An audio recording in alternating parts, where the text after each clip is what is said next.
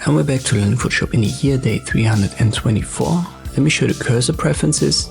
You'll find it yet again under Edit Preferences. This setting affects all tools that have a cursor. So for example, the one that you use for painting, like the brush tool, or also the eraser. First up, you can set right here the overall look using standard, precise, normal, or full size, and you can directly see it in the preview window.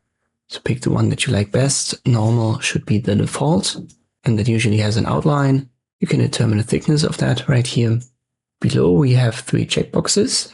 The first one is Show Crosshair in Brush Tip. This adds a small crosshair in the center of your brush circle. I have that unchecked. Show Only Crosshair While Painting is the second option.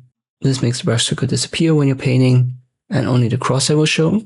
I've got that unchecked as well. And the third option is Show Brush Leash While Smoothing. The brush smoothing needs to be enabled for it to work, but when it is, Photoshop has a slight delay for your stroke, and this can make the line smoother because it averages your hand movement.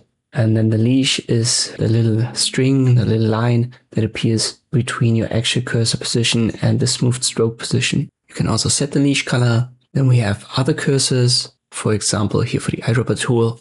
I keep that to standard, but you can also use this precise icon option.